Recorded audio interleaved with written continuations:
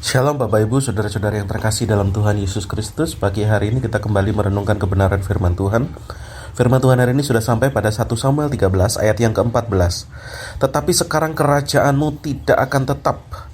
Tuhan telah memilih seorang yang berkenan di hatinya, dan Tuhan telah menunjuk dia menjadi raja atas umatnya, karena engkau tidak mengikuti apa yang diperintahkan Tuhan kepadamu. Haleluya.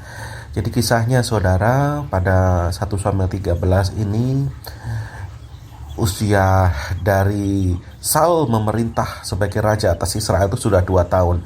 Tetapi selama 2 tahun ini ternyata Saul tidak mengikuti apa yang menjadi perintah Tuhan. Terbukti di pasal 13 ini ketika dia sedang mau berperang, ketika saat itu Samuel sudah ditetapkan untuk mempersembahkan korban, tetapi Samuel saat itu sedang tidak bercepat-cepat, atau dia dengan perintah Tuhan sedang berlama-lama. Artinya Saul pada waktu itu ingin kemenangan, dan dia ingin segera membakar korban kepada Tuhan sehingga dia bisa beroleh kemenangan. Ternyata ini tidak berkenan di hadapan Tuhan, karena seharusnya Saul ini mengikuti waktu Tuhan, cara kerja Tuhan. Bagaimana kalau waktu Tuhan itu bekerja atas hidupnya, maka kemenangan akan dialami. Tetapi Saul pada waktu itu tidak mengikuti perintah Tuhan. Dia lebih mau membakar korban bakaran sendiri tanpa menunggu Saul pada saat itu. Dan akhirnya di pasal 13, di ayat 13 dan 14, Samuel kesal kepada Saul karena Saul tidak mengikuti kehendak Tuhan. Dan puncaknya di ayat yang ke-14, bahwa Saul akan digantikan oleh seseorang yang berkenan di hatinya. Artinya seseorang yang mau mengikuti isi hati Tuhan, perintah Tuhan. Inilah yang akan membuat kokohnya Israel.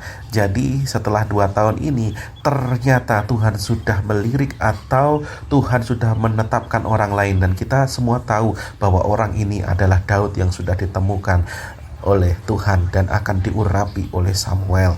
Kita belajar saudara pada ayat ini bahwa kita harus menjadi orang yang mengikuti cara kerja Tuhan, bukan cara kerja kita.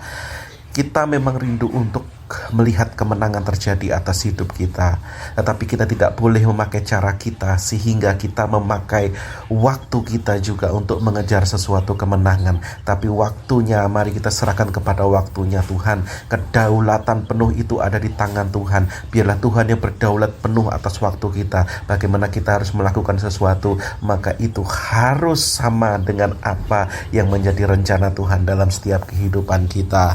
Dan kita akan menjadi orang yang akan tetap kokoh berdiri di depan Tuhan. Kita tidak akan pernah tergoncangkan oleh apapun, dan kita pasti akan melewati, dan kita akan bisa mengalahkan musuh-musuh kita kalau kita mau menjadi orang yang berkenan di hatinya, mengikuti apa yang diperintahkan Tuhan. Hari ini kita belajar dari Saul, saudara. Mari kita tidak menjadi orang yang mengabaikan perintah Tuhan. Kita tidak menjadi orang yang tidak mau mengikuti apa yang menjadi rencana Tuhan dalam setiap kehidupan kita. Saya berdoa buat setiap kita hari ini, biarlah kita selalu menjadi pribadi yang selalu berkenan di hati Tuhan, dengan kita mengikuti cara kerja Tuhan untuk memberikan kemenangan dalam setiap kehidupan kita. Kiranya firman Tuhan hari ini menjadi berkat dalam setiap kehidupan kita, dan salam kemenangan di dalam Tuhan. Tuhan Yesus memberkati.